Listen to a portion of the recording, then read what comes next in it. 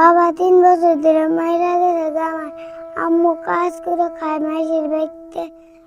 আমি শু জুতা কিনতে পারি না, স্কুল ড্রেস বানাইতে পারি না, চাউল নাই বাসায়, খাবার কিনতে পারে না, মাসের বেতন থেকে চাউল না খায়। টাঙ্গাইল জেলা ভূঞাপুর উপজেলার পশ্চিম ভূঞাপুর গ্রামে বসবাস করে ছোট্ট শিশু ফাইজা খানুন ইভা। বয়স মাত্র 6 বছর। শিশু শ্রেণীতে পড়াশোনা করছে, কিন্তু এই ছোট্ট বয়সেই তাকে বয়ে বেড়াতে হচ্ছে অনেক কষ্ট। 3 বছর আগে ইভার বাবা মৃত্যুবরণ করেন। এরপর থেকেই মা আলিয়া বেগম অন্যের বাড়ি কাজ করে কোনোভাবে সংসার চালানোর চেষ্টা করছেন।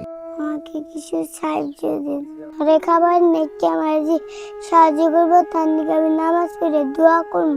এক ছেলে ও এক মেয়েকে নিয়ে তাদের ভাঙাচোরা ঘরে চলছে অসহায় জীবন। অনেক সময় খাবারও জোটে না কপালে। অন্যের বাড়ি থেকে চেয়ে এনে সন্তানদের মুখে খাবার তুলে দেন মা। ইভার স্কুলের ড্রেস, জুতা, 2 মাসের বকেয়া বেতন পরিশোধ করতে পারছেন না। ঘরে নেই পর্যাপ্ত খাদ্যদ্রব্য।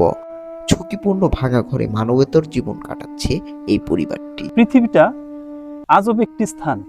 কোনো মানুষের জন্ম হয় অট্টালিকাতে, সেই মানুষ আবার দেখা যায় যে অসহায় দরিদ্র একটি পরিবারে জন্মগ্রহণ করে।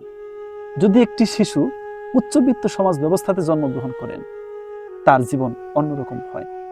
আর যদি একটি শিশু নিম্ন শ্রেণীতে বসবাস করে বা নিম্ন পরিবারে জন্মগ্রহণ করেন, তার জীবনটা হয় অন্যরকম। আপনারা দেখতে পাচ্ছেন 6 বছরের একটি শিশু বাচ্চা শুধু শুকনো ভাত খাচ্ছে। শিশু বাচ্চাটির বাবা গত 3 বছর আগে মারা গিয়েছেন।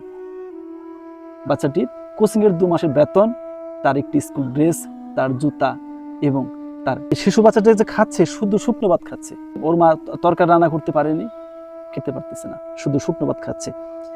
এই যে শিশুটির অপরাধটা কি? যদি আমি আপনাদের কাছে সকলের কাছে প্রশ্ন করি, এই শিশুটি যদি উচ্চবিত্ত সমাজ ব্যবস্থাতে জন্মগ্রহণ করতেন, তাহলে কি তাকে এত কষ্টের মধ্য দিয়ে জীবনযাপন করতে হতো? আজকে নিম্নবিত্ত সমাজ ব্যবস্থাতে জন্মগ্রহণ করাতে শিশুটি আজকে অবহেলিত, লাঞ্ছিত। দেখতে পাচ্ছেন শুধু শুকনো ভাত খাচ্ছে। শিশুটির বাবা গত 3 বছর আগে মারা গিয়েছেন। শিশুটির কোচিং এর বেতন, তার স্কুল ড্রেস, তার জুতো, অনেক কিছু প্রয়োজন, দেওয়ার মতো কোনো লোক নেই। এই শিশুটি যে কারো কাছে একটু কষ্ট জানাবে, সে লোকটিও নেই। যার বাবা নেই, তার মতো অসহায় তো পৃথিবীতে কোনো ব্যক্তি হতে পারে না। সেক্ষেত্রে আপনার যেখানে আছেন সেখান থেকে একটু মানবিকতার দৃষ্টিতে তাকাবেন, এগিয়ে আসবেন, সে প্রত্যাশা করি। আসুন আমরা সবাই মিলে অসহায় এই শিশুটির পাশে দাঁড়াই। আপনার সামান্য সহযোগিতায় ফিরিয়ে দিতে পারে এই শিশুটির মুখের হাসি, শিক্ষা ও সুন্দর একটি ভবিষ্যৎ।